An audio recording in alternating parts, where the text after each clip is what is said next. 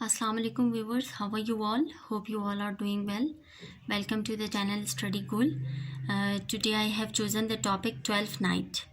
It's a classical and Renaissance drama and it is written by Renaissance playwright Shakespeare.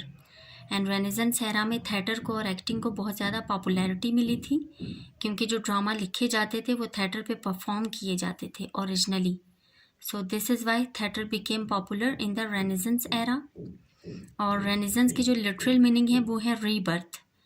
तो rebirth का इससे क्या relation है, theme of disguise में हम देखेंगे कि एक जो कैरेक्टर है Viola, she disguised her self as a सिज़ारियो.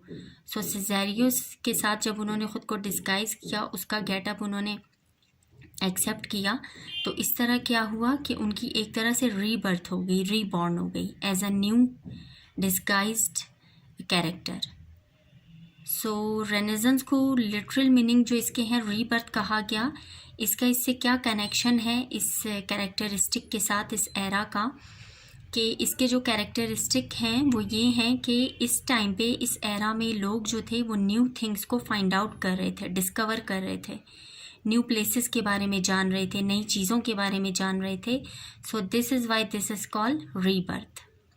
So this is also an assignment how the theme of disguise has been discussed in the play 12th Night. You can get the notes and you can get the assignment pattern as well. So theme of disguise को हम discuss करेंगे कि कितने characters ने किस किस तरह से ख़ुद को डिस्गाइज किया और अपनी रिकग्निशन को चेंज किया. Let's start. ओके, स्टार्ट करने से पहले मैं आप लोगों को ये कहना चाहूँगी कि प्लीज़ मेरे चैनल को सब्सक्राइब करें और बेल आइकन को पुश करना बिल्कुल भी ना भूलिए ताकि नई आने वाली जितनी भी वीडियोस हैं उनकी नोटिफिकेशंस भी आपको मिल जाया करें. सो अगर आप असाइनमेंट स्टार्ट कर रहे हैं तो first of all you should write down about the preface, a short preface और अ शॉर्ट इंट्रोडक्शन. स्टार्टिंग में आप एक शॉर्ट इंट्रोडक्शन देंगे. So let's start. 12th night is however the end of the Christmas celebration, the night when the Christmas tree come down. 12th night अब एक title है जो कि शेक्सपियर ने, राइटर ने क्यों चूज़ किया, क्योंकि क्रिसमस सेलिब्रेशन की एंडिंग डेज थी एंड क्रिसमस ट्री को डाउन किया जा रहा था, इसीलिए उन्होंने 12th नाइट जो है चूज़ किया as a title. Shakespeare born in 1564, died in 1616. 12th night is a romantic comedy genre of Shakespeare. Shakespeare ने बहुत सारे जॉनराज लिखे हैं, ट्रेजिडी, कॉमेडी, ट्रेजिक कॉमेडी. तो ये किस टाइप के उनकी जॉनरा है, स्टाइल है? It's a romantic comedy genre, जिसमें उन्होंने अपने ऑडियंस को एक कॉमिक रिलीफ भी दिया है. It's written around to 1601 and 1602 approximate.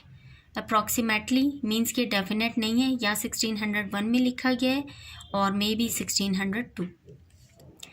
Theme of disguise. William Shakespeare use theme of disguise in most comedies which was used identities to add some natural comic relief to the audience. अब Shakespeare ने बहुत ज़्यादा disguise के जो themes हैं वो अपने comedies में, कॉमेडियन ड्रामाज में इन्होंने यूज़ किए हैं. आइडेंटिटीज़ को इन्होंने चेंज किया है ताकि उससे क्या मिल सके, ताकि उससे नेचुरल कॉमिक रिलीफ मिल सके ऑडियंस को. The disguise of Viola used as main trick. She resembled very closely to her twin brother. Viola ने जो ख़ुद को डिस्गाइज़ किया, जो एक कैरेक्टर थी वियोला और उनके ट्विन ब्रदर थे सेबेस्टियन. इन्होंने ख़ुद को डिस्गाइज़ किया. जब इन्होंने ख़ुद को डिस्गाइज़ किया तो ये बहुत ट्रिकी लग रहा था क्योंकि she is resembling with her brother. वो अपने भाई की तरह ही लग रही थी, सेबेस्टियन की तरह. Olivia overcome to her grief. Olivia जो है ड्रामा में एक कैरेक्टर हैं और उन्होंने अपने ग्रीफ को किस तरह ओवरकम किया कि जब उन्होंने वियोला को एज अ सिज़ारियो देखा and she fell in love with Cesario. This is why she overcome to her grief. उनके जो भाई की रिसेंटली डेथ हुई थी वो उसे भूल चुकी थी सिज़ारियो को देखने के बाद. Disguising of characters use as dramatic irony. Viola and Feast disguised themselves in the play. The character like Duke of Orsino and Olivia didn't know that, but we the audience know the irony.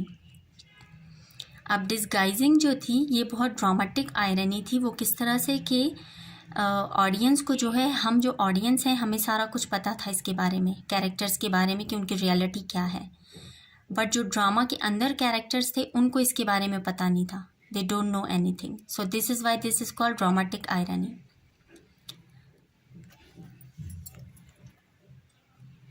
Shakespeare actually depicted the male gender more credible than female. They had more freedom to figure out the things.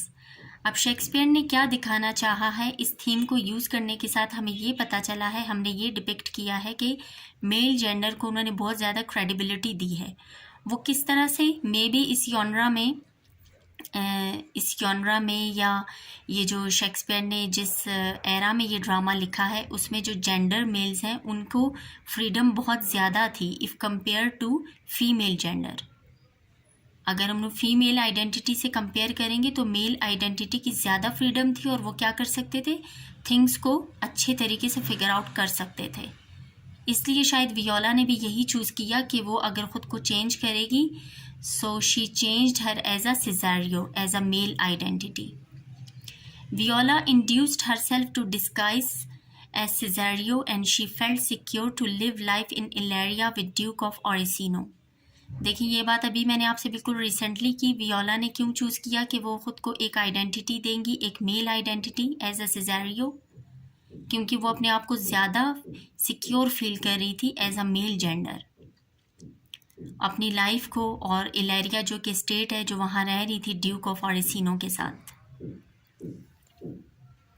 The amusement really revealed When Orsino met with Cesario, he had a great companion to share with him all sorrows and hidden feelings.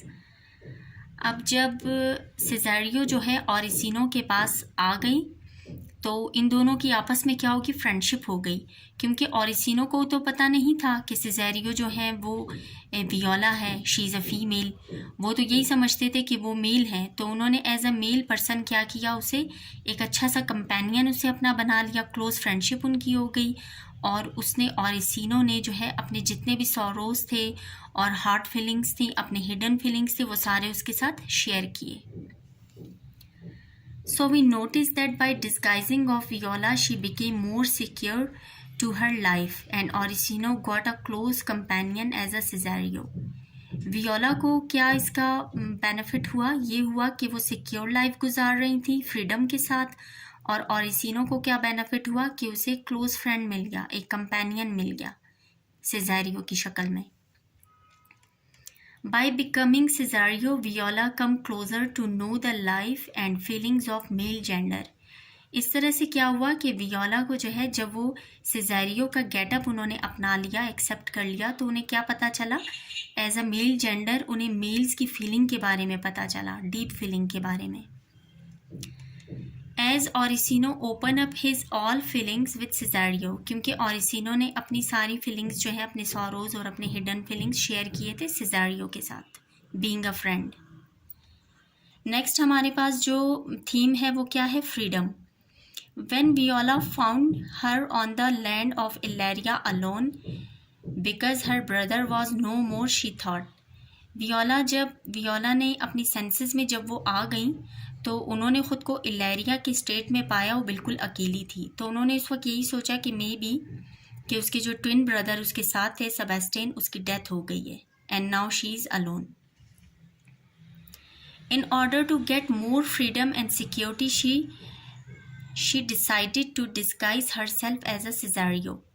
अब उसने क्या सोचा कि उसने ये सोचा कि वो तो बिल्कुल अब अकेली हो गई है, उसका भाई भी उसके साथ नहीं है, तो अगर उसे बहुत ज़्यादा फ्रीडम और सिक्योरिटी चाहिए तो उसे क्या डिसीजन लेना चाहिए कि उसे ख़ुद को डिस्गाइज कर देना चाहिए as a male identity. So the theme of freedom as a male gender is depicted clearly in the play.